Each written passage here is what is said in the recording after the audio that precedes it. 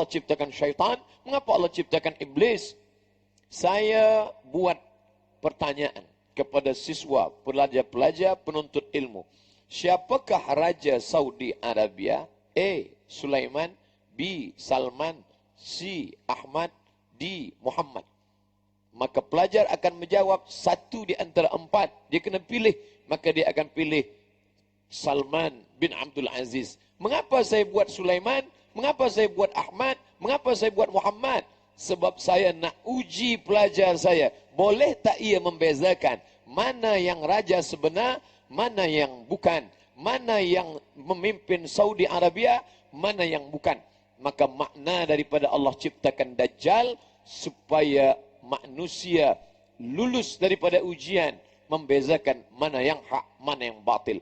Maka datang syaitan, la'atiyannakum min baini aydihim, aku akan datang dari hadapan, wa min khalfihim, dari belakang, wa an aymanihim, dari kanan, wa an syama'ilihim, dari kiri, fala tajidu aktsarahum syakirin.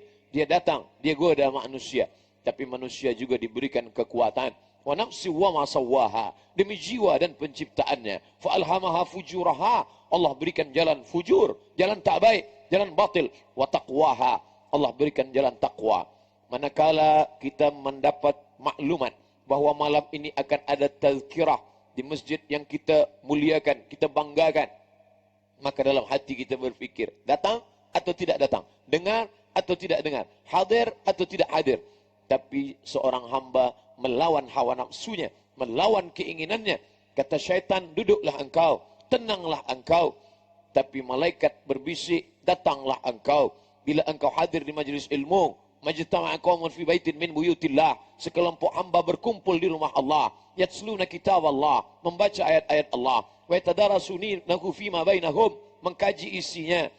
Duduk berkumpul di rumah Allah, membaca ayat-ayat Allah, mengkaji isinya. 3 yang dilakukan manusia, 4 balasan Allah Subhanahu wa taala. Nazalat alaihimus sakinah, turun ketenangan ke dalam hati. Haffat bihimul malaikah, mereka dikelilingi oleh para malaikat. Wa ghasyat bihimur rahmah, mereka diliputi rahmat Allah.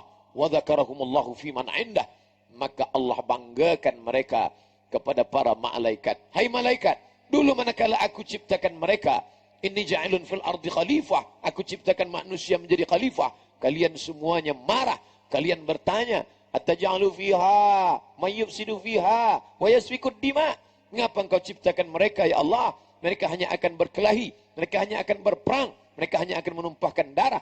Tapi saksikanlah wahai para malaikat, malam ini di tengah kesibukan mereka, di tengah letih penat mereka mencari nafkah, tapi masih sempat meluangkan masa berkumpul di rumahku, berzikir mengingatku, mengkaji ayat-ayatku, mendengarkan tazkirah hambaku.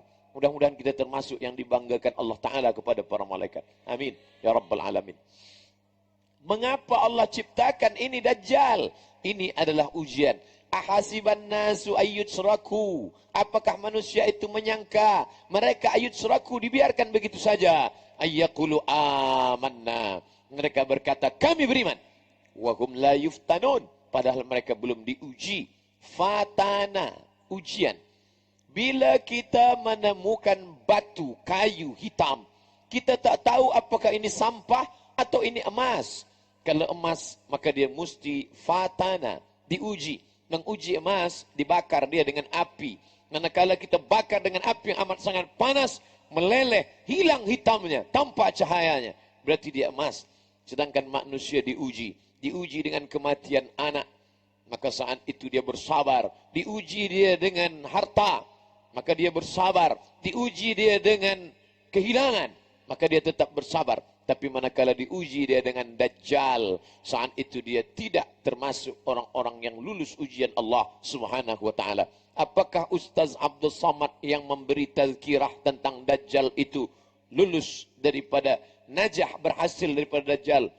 Belum tentu lagi. Kita tetap berdoa kepada Allah. Kita tak angkuh dan sombong dan berkata, mana Dajjal itu? Aku lulus daripada ujian Dajjal. La yadkhulul jannah, tak masuk surga. Man kana fi qalbihi, sesiapa sahaja yang dalam hatinya mithqala habbatin min khardalin min kibrin, ada sombong sebesar biji sawi, angkuh, semua kerana pertolongan Allah. Andai anak kita yang lucu dan cantik dipuji oleh orang, oh comelnya anak ini, kita berkata alhamdulillah. ucapan Alhamdulillah, mengembalikan nikmat ini kepada Allah, menyelamatkan kita daripada hasad, menyelamatkan kita daripada takbur, menyelamatkan daripada penyakit ain. Sebab daripada ain muncul daripada sifat angkuh sombong, sifat iri dan hasad. Maka manakala datang pujian Allah, Masya Allah, ini luar biasa, ini hebat, kita berkata Allahu Akbar, kerana ada yang lebih besar daripada nikmat ini. Siapa dia? Allah. Balikkanlah segala sesuatu kepada Allah untuk menyelamatkan.